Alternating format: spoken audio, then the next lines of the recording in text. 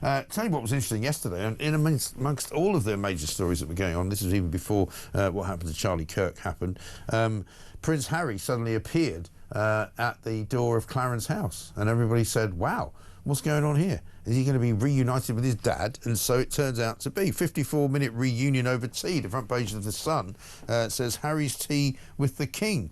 The first face-to-face chat for 19 months. Let's talk to Rupert Bell, talks royal correspondent, to see what we can find out about what went on. Rupert, very good morning to you.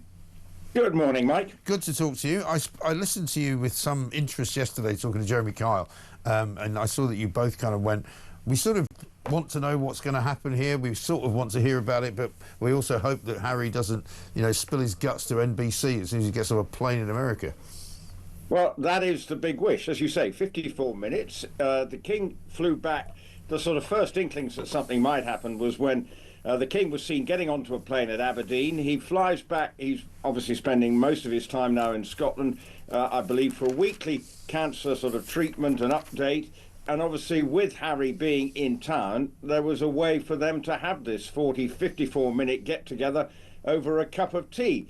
Now, I suppose it's the green shoots of maybe opening up the relationship again. Yes. But as you do clearly say, and it has to be the case, that nothing from Harry's side comes out saying, oh, this. OK, he did say when he went to the Invictus Games function later that it was great, thank you. Well, that's a throwaway line. You don't need to read any. That's perfectly normal. Right. What we don't need is a sit-down interview with or leaks saying, I don't know, the King spurns me again or something. Right. I don't know. Not that I'm saying that's going to happen, but we don't want to hear anything about this meeting to rebuild the trust for Harry and his father. Yeah, and I mean, from what we understand, when he came over in his kind of capacity as a private citizen, if you like, he went off to do his stuff in Nottingham, and he went to a couple of charities, gave some money away to children in need.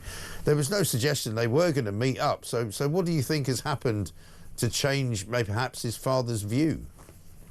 Well, maybe, in a way, this was kept deliberately quiet because, as I said before, when Harry's tried to do that, maybe the King's diary has not got the opportunity to meet. Yeah. So, but we have known for some time that Harry is coming over, and maybe, as I say, this might have been just something that had been engineered before and quietly done, and that is exactly the sort of thing we need to happen. That I don't believe it would have been just I'm coming round now, I've got a window of opportunity. Right. King's diary is not like that. It has to be managed with it, it's micromanaged. So in a way, I think this might be a positive sign, but the proof will be in the pudding down the line. And obviously Harry's here and he's complaining that the security issues. That's why Meghan doesn't come here, and he's not got the full sort of protocol while he's here. Yes, they know his routine and what he's doing, but he didn't get a police escort. That's why he was late to a couple of engagements, because London, of course, as you know, Mike, is currently gridlocked because of the tube strike. So, in a way, and yet this country, and he was doing selfies, looks perfectly safe for him. And so this is where people get frustrated with him, the hypocrisy.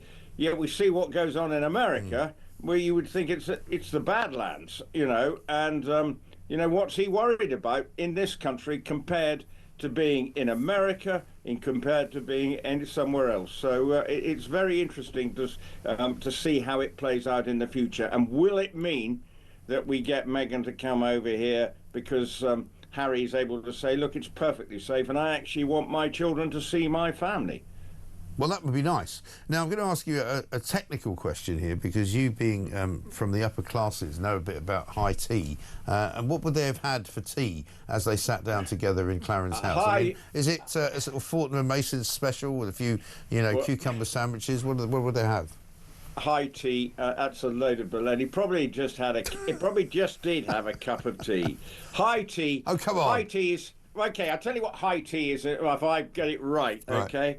I knew one of the great intellectual discussions I have with Mike is, with all those problems in the world, to discuss high tea. Yes. Well, basically, high tea is sort of between supper and tea. Right. Right? So you might then have a crumpet, a scone, or something like that. Just a bit more elaborate than just a cucumber sandwich and a cake. And not You just see what a I mean? biscuit. I mean, this is what I'm saying. These are important matters. You know, this is keeping Britain I don't think it. British. Do you know anyone have a high tea? No, I think I'm afraid at 6 o'clock when they were meeting. What, he left at 6:15 or something like that. Yeah.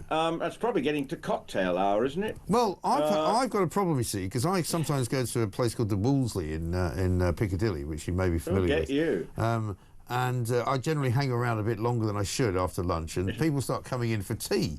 And they start ordering all sorts of stuff. In fact, I was once asked to stop swearing, but funnily enough, it wasn't me that was swearing. It was my female companion who was swearing, who's a formerly very highly placed political sort of campaigner. Yeah. But anyway, no, people are now in London. People come in and have high tea in Fortnum & Mason's, in the Wolseley, and it's a big affair. They've got like scones, they've got sandwiches. It's all going on.